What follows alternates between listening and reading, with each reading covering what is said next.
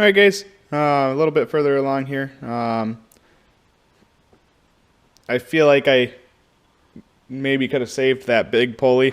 I should have known better, but there was a stub shaft bolted onto the flywheel that pulley was actually mounted on. And had I been able to get in there and unbolt this stub shaft, it would have pulled off, and I could have just left the pulley on. That shaft, but oh well, it was actually getting pretty thin anyways. There was some bits of metal around the edges and stuff like that where the pulley was wearing thin, and it was starting to give off some metal shrapnel, if you will, and I'm thinking that wasn't going to be very good for the belt, so probably needed to be replaced anyways. But I actually had a puller that worked on the flywheel. I did have to modify it just a little bit. These outside ones were just holes. I just cut them into slots because they weren't quite wide enough for the bolts on the flywheel. But once I did that, it came right off. It's on a tapered shaft, so it wasn't a super tight fit, which is nice. With tapered shafts, usually if you can break it loose, it'll come right off. Something like this, where it's a straight shaft, if there's any nicks or corrosion or rust or anything on that shaft, you're going to fight it all the way to the end. But with that tapered shaft like this, as soon as it pops loose, it just pulls right off. So that worked good for that. Now we're actually going to start taking the heads off, taking the jugs off, and then see what we got to do.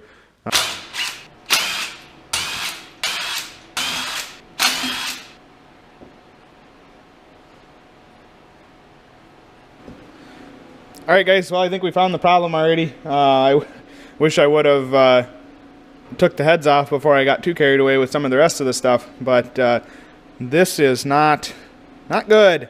No goo. As I turn the engine over, we can see that that valve never even closes all the way. I mean, that is not good at all there. This side of this engine was not running at all. There's just no way. It would have never built up any compression.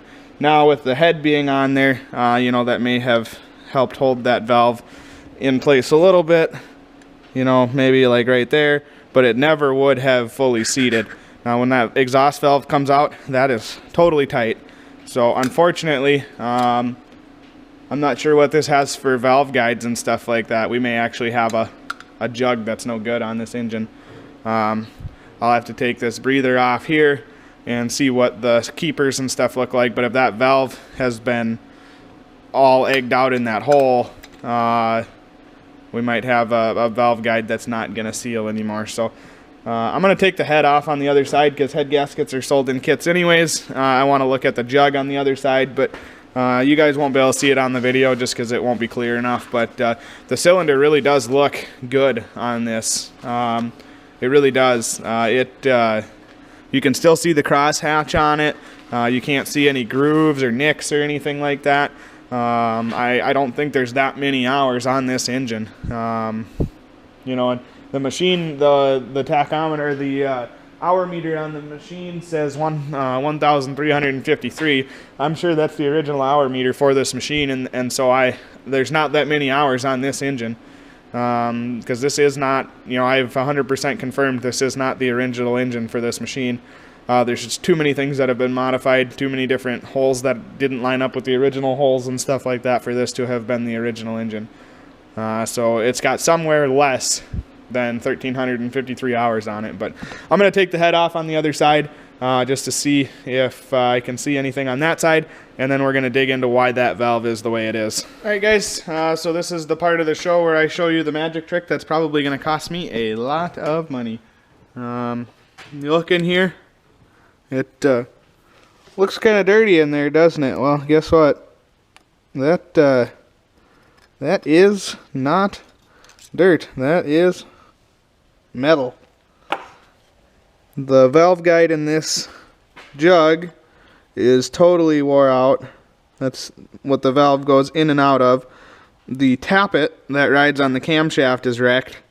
I'm guessing that the valve on this side is going to be wrecked because of all the metal inside of here. And probably the valve guide on this side as well. In fact, looking down at that valve, I can see some scoring and stuff like that on the valve. So now we're to the point where this becomes a much bigger problem, because there's a couple ways, or a couple things that are going to happen here. This jug is shot. I'm either going to be able to find one or I won't. If I can find one and it needs to be bored, now I have to bore the other side. Not really a great answer either.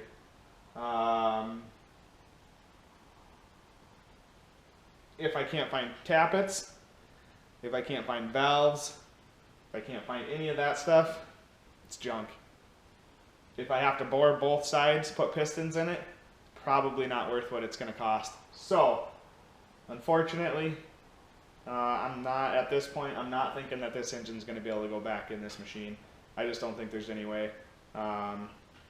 And even more unfortunately than that, that means I'm going to have to spend a bunch of money, like thousands of dollars, if I want to keep this machine running. And I almost have to keep it running, because it's either that or I go back to pitching the manure out of my barn by hand, which that ain't happening. That sucks. As I get more sheep, it's harder, it's more work, it takes longer, you gotta do it more often. It just isn't gonna happen. So that's where we're at. We gotta decide what we're gonna do here. But I don't think there's really any point in taking the engine any further apart at this point. We know what we need. I'm going to see if it's even available. There may be more further inside of the engine that's damaged as well, but it don't matter, because if I can't get the parts for this part, there's no point in taking it any of the rest of the way apart. So I'm going to go do some parts looking. I'm going to leave you guys with that for this episode. You guys got any suggestions? Comment down in the comment section down there.